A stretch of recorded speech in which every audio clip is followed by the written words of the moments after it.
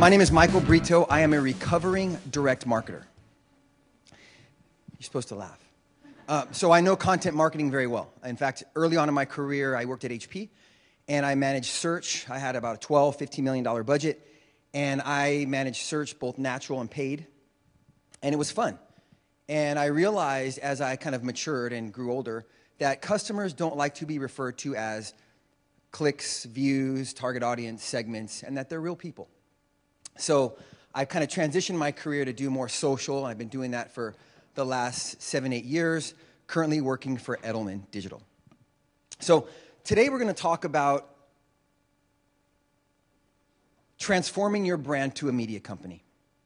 Now, when I talk to my clients about this, they say there's a few things, pushback that they give me. One is, we're not a media company. Number two is, they say, we want to be a media company, but we don't know how to be one. And then the third one is, show us how to do it. So we're doing this today, building out content strategy and content planning for some very large brands here in the Bay Area and globally. So what Toby said earlier, he said that brands act and think like publishers. And I just want to take it one level further. Brands, your brand, whether it's large or small, needs to start thinking and acting and operating like a media company. Why? Media companies today are relevant, they're recent, they're agile, and they're omnipresent. When you hear something in the news, the first thing you do is Google it, and what shows up? An article from CNN or Huffington Post. You've probably seen similar content on your Facebook feed, maybe some tweets. Brands that think like media companies are omnipresent. They are everywhere. And you need to be everywhere because customers, in order for them to believe what you're saying as marketers, they need to hear, see, or interact with your content 3 to 5 times. It's from the Edelman Trust Barometer. I'm not going to talk about who the social customer is because I think we are all social customers. We know that. So let's just move on from that. But I want to talk about 4 kind of key areas that are making us transition and making us change the way that we organize teams and develop content and interact with customers. The first one is that we live in a multi-screen economy. That picture in the upper right-hand corner looks very familiar to me. I have an 11-year-old daughter. She had a birthday party with 10 of her girlfriends at my house, and I was upstairs because I had to get away from all these girls in my house, and it was really quiet, and I thought that they were watching TV or a movie, so I went downstairs. They were all on their iPod Touches, texting back and forth. They were all in the same room, and I couldn't even agree. I couldn't deal with that. Anyhow, we live in a multi-screen economy, so as a marketer, the challenge for you is not only optimizing content for different screen resolutions, now you're dealing with iPads and iPods and iPod Touches and all these Android devices and Microsoft devices. So now you have that challenge, and you couple that with the fact that our journey as customers are dynamic, right? Every morning I wake up, I roll over, I check my feed, check for any retweets or tweets or status updates or texts or messages or emails. And my daily routine is different. The way that I navigate my day is never the same. So as a marketer, for you trying to reach somebody like me, it makes it very difficult for you to do that. Because going back to the 3 to 5 times, now all of a sudden you got to hit me with some traditional media, you got to hit me with some paid media. And the truth is, as a customer, I'm putting up filters. Because I only want to consume the content that is relevant to me at a given time. I live in the South Bay. I live in Santa Clara. When I was in the process of refinancing my home about 6 years ago, I would drive down the freeway and I would see Quicken Loans billboard advertising everywhere. On the radio, I heard advertisements. I would see status updates. Hey, I'm refinancing my home, 3.9% APR.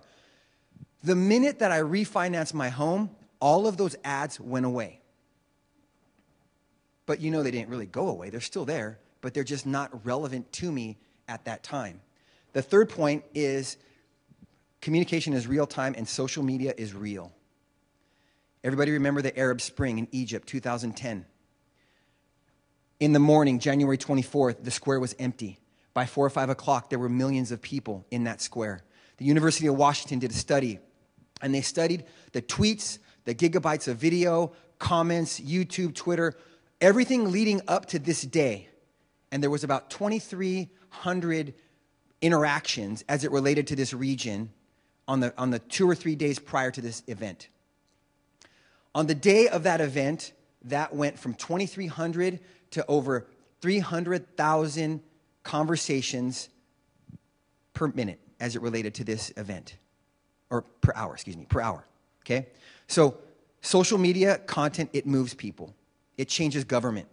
The last piece is, despite your clout score, despite how many friends, fans, and followers you have, everyone is influential.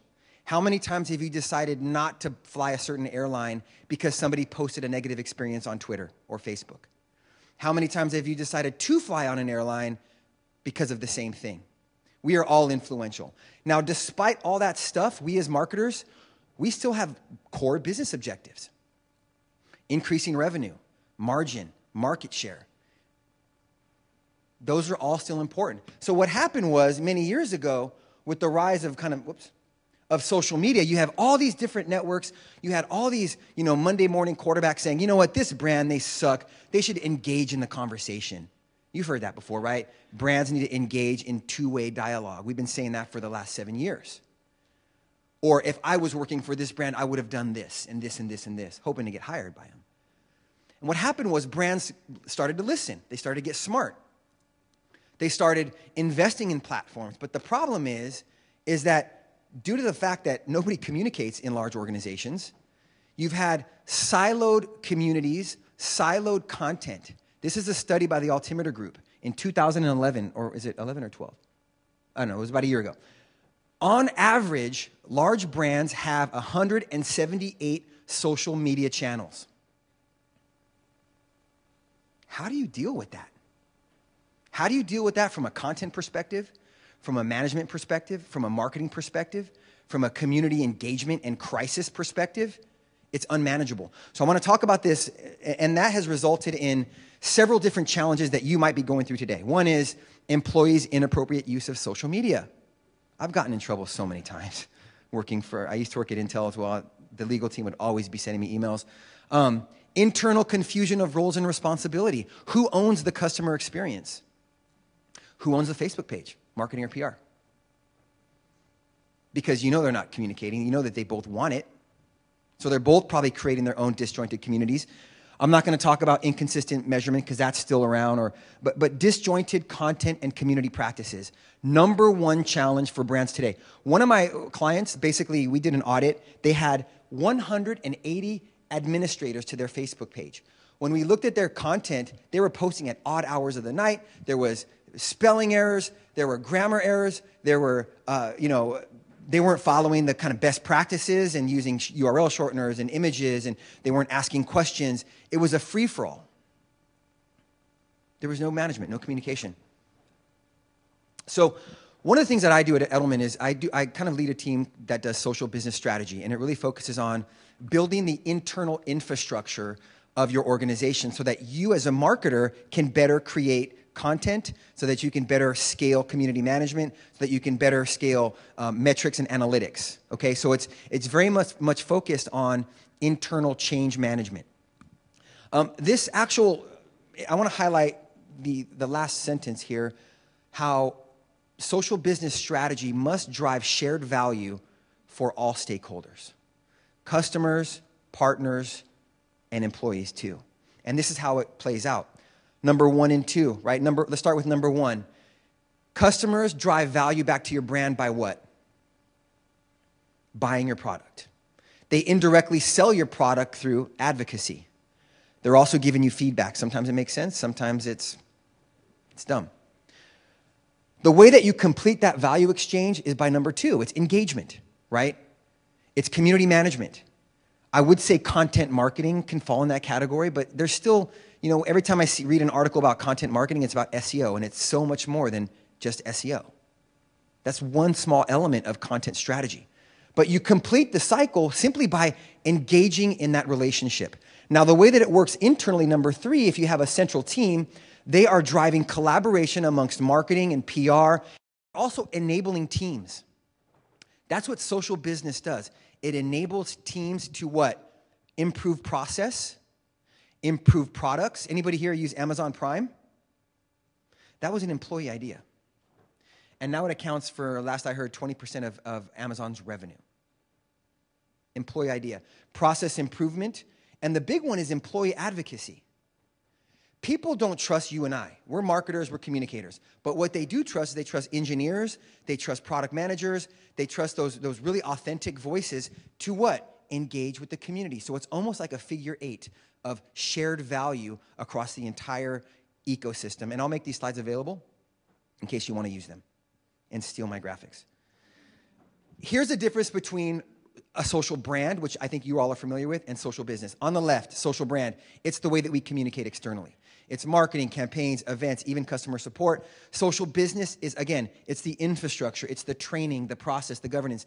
We put a plan together for a client here in the Bay Area, and we called it a content governance plan. And I'm going to show you, I'm going to kind of highlight what that was all about in a second. And how much time do I have? Oh, I'm flying. Whew, okay. So anyway, we're talking about the transformation from brand to media company. And whether you like it or not, and my CEO, Richard Edelman, has said this, every brand is a media company. Anybody here know who Elon Musk is? Okay. He is the CEO of a company called Tesla Motors. They're right across the bay. And they produce a really kick-ass Model S. It looks like a Jaguar, BMW, electrical vehicle. And the New York Times wrote a very negative article about, not negative article, it was a review about the Model S. And the CEO, Mr. Musk, kind of created a rebuttal. He wrote a blog post on teslamotors.com/blog, and he just talked about how it was unfair that this reporter wrote this article. And what the reporter didn't know was that with these electrical vehicles, that Tesla has all of the data of where the car is driving, when's the last time they recharged, everything. And he basically tore apart the New York Times. 5 or 10 years ago, that would have never happened. The Wall Street Journal, Huffington Post, well, they weren't around back then, but New York Times, the Chronicle, if they wrote a negative review about your product, you just had to suck it up. Today, now brands have an opportunity to leverage that thinking that media companies do and have a dialogue and be a part of the conversation like Musk did just a couple days ago. What did New York Times do? They apologized. And they wrote, apparently what I heard is they're writing a revised article on one of their blogs. Okay? So, every company is a media company because media companies need to be relevant, they need to be recent, they need to be agile, and they need to be omnipresent. But how do you get started? The first thing that you need to do is create a centralized team. In many cases, it could be considered a social business center of excellence, or and many, many years ago when I worked at Intel, they had first formed the Center of Excellence, and there were just 1 or 2 people, and it was kind of their part-time job, right? Today, and I know that we have somebody from Intel speaking, hopefully she'll talk more about it later, but now it's an organization. It's a fully functional organization with budget. It's not like a committee anymore. But when you talk about a Center of Excellence, there's key people that need to be a part of this process. It's your analytics team. It's your marketing team. It's your customer support team. It's your PR team. IT needs to be involved. I don't know how many times I've launched marketing programs only to get it turned off midway because it violated an IT issue. So having them involved very early on is important. You might want to include regional leads. If you're a global organization like Oracle, like Intel, having an APAC lead and an EMEA lead and a Latin America lead who get together once a week or once every 2 weeks and talk about what's working from a content perspective, among other things, what's not working, developing training so that employees can be enabled to engage with customers, train even partners in the supply chain.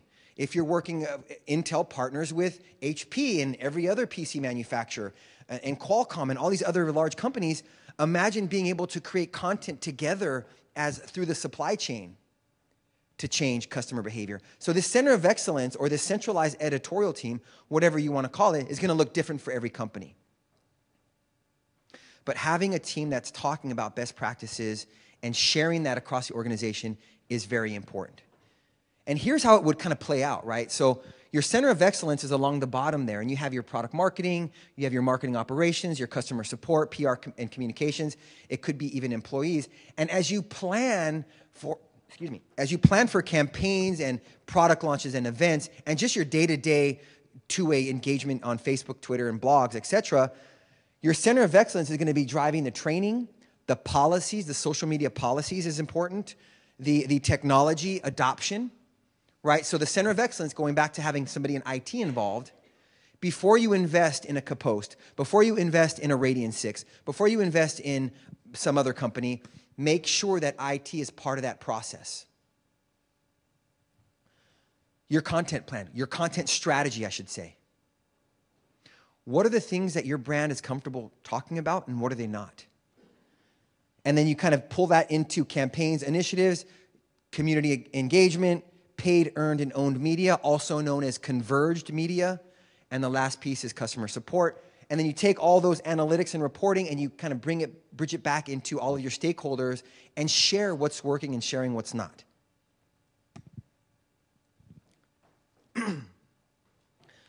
In 2003, I went to the brand manager for HP and I said, we need a blog.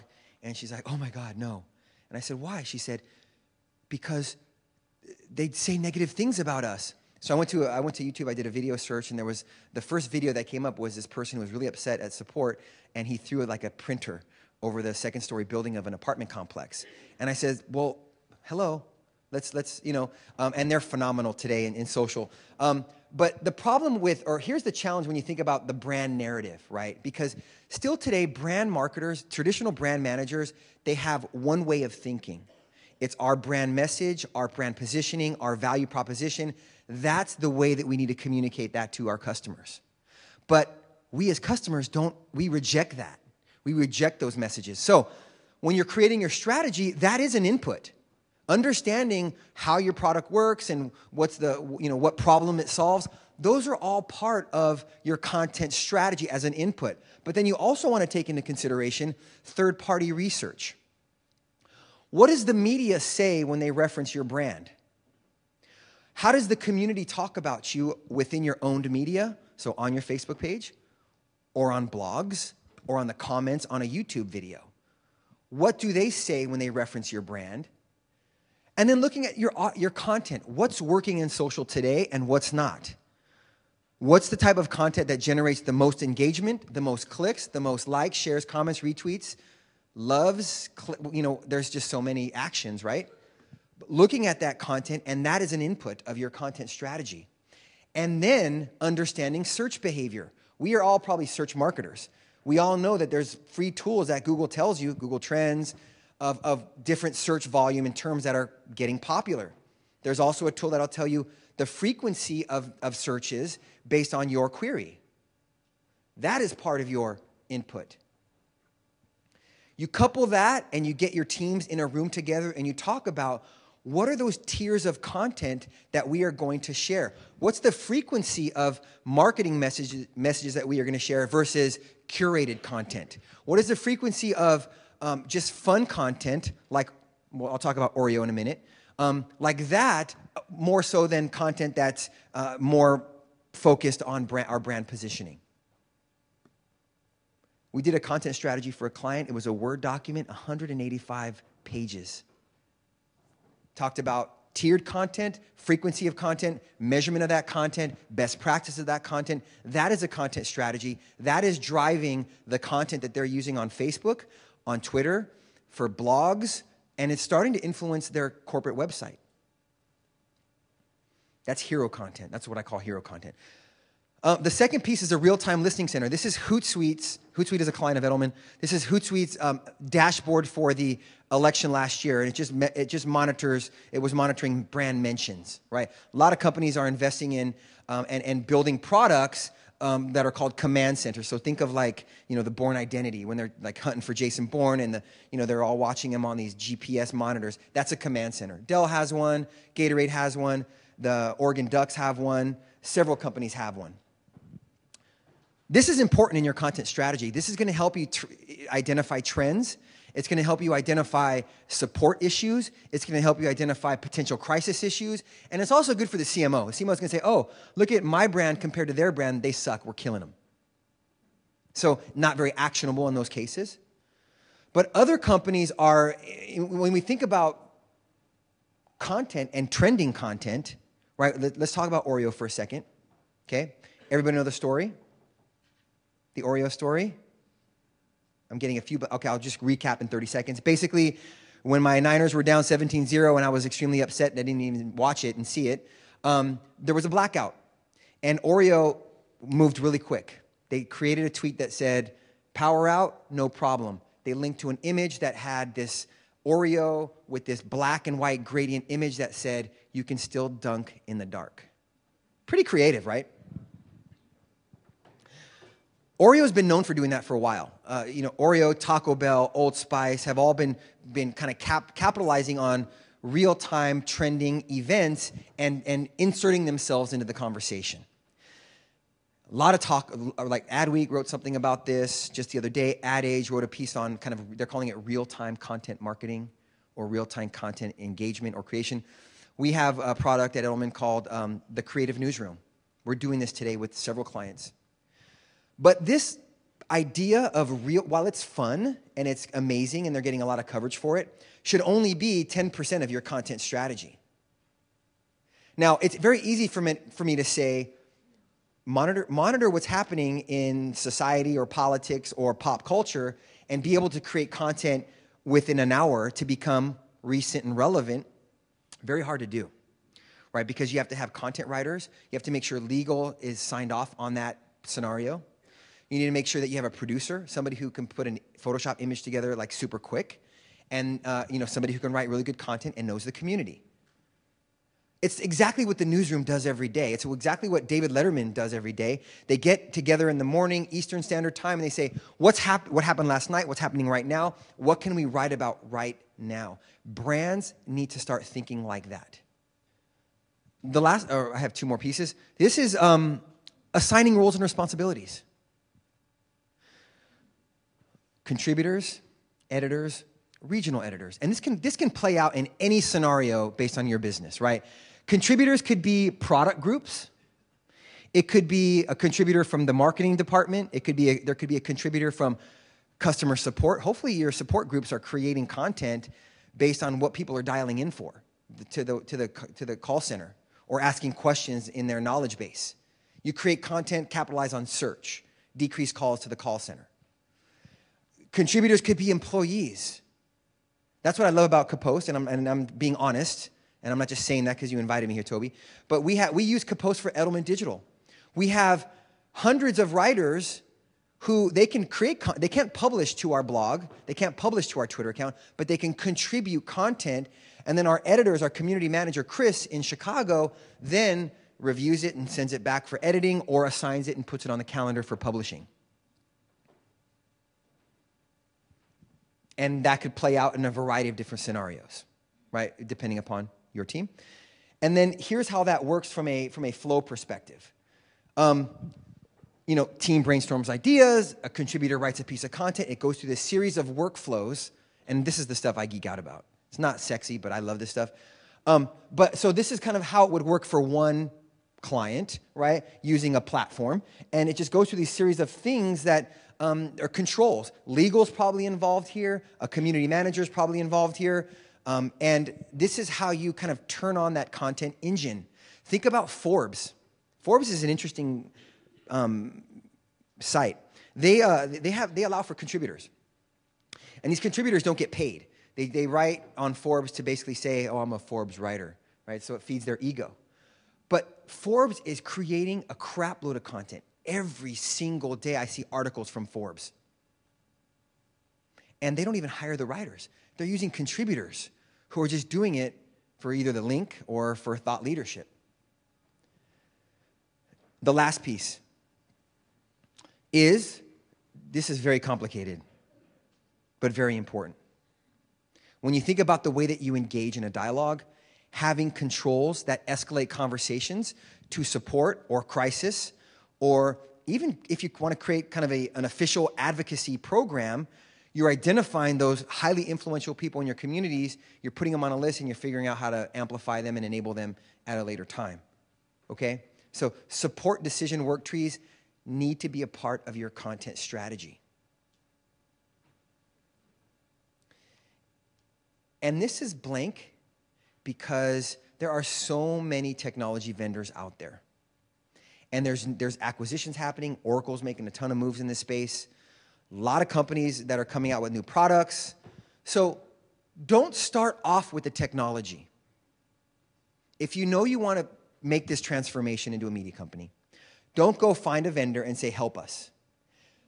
You need to change your internal behavior, get the right people involved in the conversation, start assigning roles and responsibilities, building your centralized team. Then, and only then, do you go to a vendor and say, here's our plan. Can you build requirements around our needs? Don't change your needs based on what their capabilities are. And here's my contact information. There's my email address. I'm also on Twitter. It's Britopian, not Brito Payne. Some of my friends call me Brito Payne. I don't know why. It's Britopian on Twitter. And I'm not a very self-promotional kind of guy, but I am writing a book on this topic that'll be released in September. Your Brand, the next media company. So keep an eye out for that. But I want to thank you all for your attention today, and I'll be hanging out for the next couple of hours if you want to talk. And are we opening it up for questions? Okay, cool. First off, it's a round of applause for Michael. Thanks so much. So I see that the Royal Majesty has a question. We'll pass it over to her. Should I bow? The scepter. Yes, please. Oh, thank you, Toby. You love to feed my ego. Thank you. I'm Jill Rowley. I'm with Eloqua Oracle. And great presentation. Thank you. The one thing I would say about, I totally agree, it's not technology first. It's who are the people on your team, what are their skill sets, what are the processes that you have in place, what processes do you need, what content do you have, your content audit, understanding the buyer's journey and aligning to the buyer persona. But the reason why you actually do go to the technology vendor, not to have a conversation with the salesperson, but you go to their sites for their content. So I would say, like Kapost, although you might not be ready for their technology, there's an incredible amount of educational content on what is content marketing. And they're not just talking about, the good news is that the great vendors, the great technology vendors, aren't talking about their products until later stage content. They're actually helping you learn how to solve the content marketing problem. So I would say, although don't talk to the technology salesperson, because then you're going to get in their opportunity pipeline and their management's going to hassle them because it hasn't progressed, because you're not ready to buy. But I would go to these vendors' websites for their incredibly educational content to help you solve the business problem that you have. I agree, and Joe Chernoff's a good friend of mine who was at Eloqua for quite some time. And you guys, and Eloqua puts out really good content, as does Kapost. So yeah, I mean, certainly do your research as well, and there's a ton of good sites out there. There's the Content Marketing Institute also that does a lot of education for you as you kind of prepare this journey. What else? Excellent. Okay, I have a question from Twitter while I'm over there that I wanted to say. So someone officially from Twitter or somebody on Twitter? Someone on Twitter. Okay. The Twitter people got to. I know you're out here somewhere. Where is the Twitter people? You got to speak up, at least on Twitter. But someone asked, you referenced 179 social accounts in one corporation. Their question was, how does one manage that? I would think consolidation would be in order, but I leave it to you. That's the question for you. How do you manage 179 social accounts? Yeah, I mean, certainly consolidation. It's even hard to manage one Twitter account. Look what happened to Burger King and Jeep, right? So there's a security component as well. So now if you have 150 channels, now your workload just went up 1,000%. So certainly when we talk to clients and we help them consolidate, it's usually going from 100 Twitter accounts, which could be based on product or region, down to 1 or 2 or 3. Making sure that there's a community manager responsible for that who can respond, and then also have a very specific content strategy for each of those accounts, because you don't just want to repeat and retweet each other. It just doesn't make sense. Fantastic. So we got another question right here. Hi, thank you very much. My name is Monica. I'm from Atmel. You say we need to transform from a brand into a media company. Define media company. What does that mean? It's a good question. And I would say a media company creates content that changes behavior. And if you work for a company that's selling a product, you want to change behavior. You want them to look at your company different. You want them to buy your products. You want them to tell others about your product. So one could argue that Twitter's a media company, and I think they are. Google's a media company.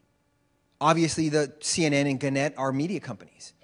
Now, when I say media company, I don't necessarily say, it's not like you go into a newsroom like at CNN or NBC.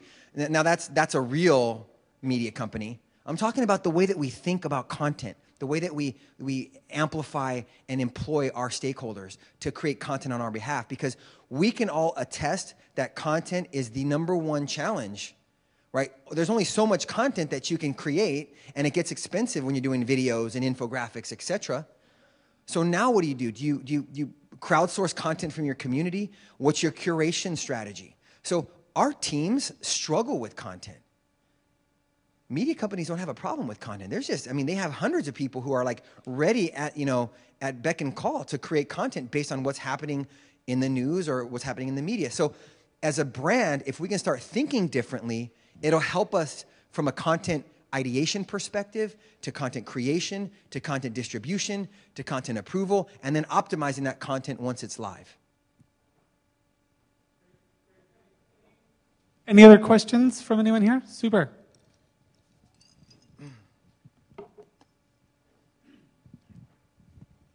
Hi, I'm Don Naneman. I'm unemployed, but interested in looking at new opportunities. I wanted to ask a question, maybe challenge a point that you made a few moments ago in your presentation, and that was that we need to get IT involved. Now, we had a similar discussion at a marketing operations event last week about whether marketing operations should be managed by IT versus by marketing. When did we get the impression that IT had domain expertise in social media? Comment? So there's a huge conversation going on right now. Is it the CMO of IT or the CTO of marketing? Right. So that's a conversation that's still TBD. That's based on my personal experience, because what you're having junior marketers making technology decisions without having that expertise on security. The fact that Twitter accounts have been hacked is a huge IT issue. So ensuring that they're at least part of the conversation. It doesn't necessarily mean that everything has to go through IT, because in my career, they've always been a roadblock. Even today, I just got a Mac finally, right? But they've always been a roadblock. But now they're realizing that IT needs to open it up. That's why you can bring any device into your company, and they'll work with you to make sure that you can get email. But they need to be a part of the conversation early on, not after, not seeking approval in essence, but at least as you source and identify the right technology vendors, they should be a part of the conversation. Is what I was trying to say. Cool. Well, thank you, Michael. I know there's some more questions, but I think we need to move on. Please tweet the questions. We'll collect them. Free content marketing tip, gather questions, great things for you to create content about. So please let us know further questions, and we can forward them to Michael or somehow we'll let them know. So thank you, process and the organizational change, huge part of content marketing success. Thanks again to Michael. Let's get a round of applause for him.